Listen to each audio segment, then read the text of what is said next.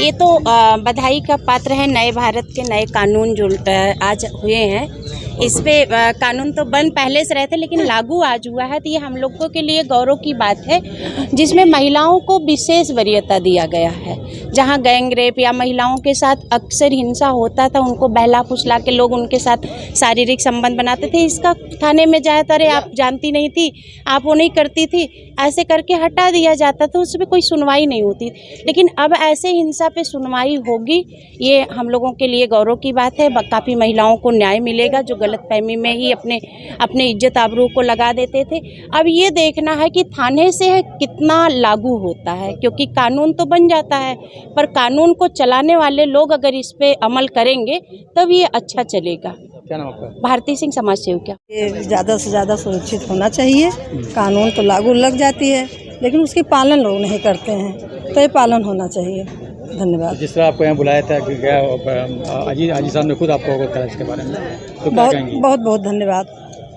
तो आगे क्या रहेगा? जिस तरह से महिलाओं को दिक्कत होती थी, जी तो पूरा लाभ मिलेगा उनको? जी जी जी, उम्मीद यही करते हैं हम लोग, यही होना ही चाहिए। तो थाने में जाते थे, आप लोग की सुनवाई नहीं होती थी, जी क्या लग रहा है? जी, अब होना चाहिए, अब होगा। क्या नाम आपका? निशा खान। के लोगों में बहुत उत्साह है। आज के दिन औपनिवेशिक कानून जो पुराने 1860 के आसपास के कमेटीज़ के माध्यम से बनाए गए कानून जो भी हम लोगों को पर एक प्रकार से लागू थे, इस देश के संविधान के लागू हो जाने के बाद बहुत सारे कानून बने संविधान के अनुपालन में, संविधान की मूल भावना के हिसाब से, परंतु कहीं ना कहीं ये पक्ष इग्नोर्ड रहा। इसलिए इसमें एक बहुत बड़ी भारतीय दंड संहिता से भारतीय न्याय संहिता की यात्रा, वस्तुतः दंड से न्याय की यात्रा है, जहां हम बेगुनाह आदमी के साथ न्याय करने की नीयत से अपने लॉस का इम्प्लीमेंटेशन करेंगे।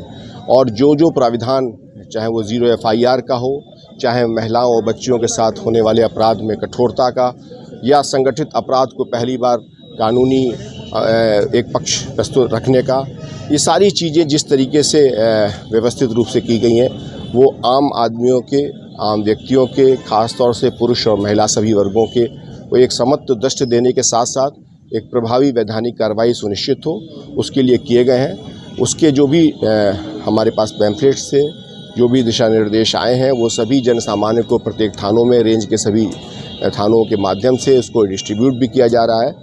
उद्देश्य यही है कि सभी लोगों के साथ हम कैसे इंसाफ करा सकें मैक्सिमम, और जिसके लिए जो ये कानून लागू किए गए हैं, ये संविधान की उस मूल भावना के अनुपालन में हम उसको और प्रभावी तरह से क्रियान्वित करें, उसके लिए हम लोग संकल्पित होकर काम करेंगे। पुलिसकर्मियों को ट्रेनिंग दी जाएगी इसके बारे में? सभी पुलिसकर्मियों को इसमें ट्रेनिंग कराई गई है। CCTNS से लेकर के हमारे पुलिस बीट के कर्मी तक सभी को प्रशिक्षित किया गया है, और प्रशिक्षण एक गत्यात्मक अवधारणा भी है, बुनियादी प्रशिक्षण हो गया है। अब ये डायनेमिक वे में डे टू डे बेसिस पर जनता के हित में, जन सुरक्षा के दृष्टिकोण से प्रभावी कार्रवाई करेंगे, और इन कानूनों का सम्यक अनुपालन इस तरह से होगा कि जो संविधान की मूल भावना है उसकी संरक्षा हो सके।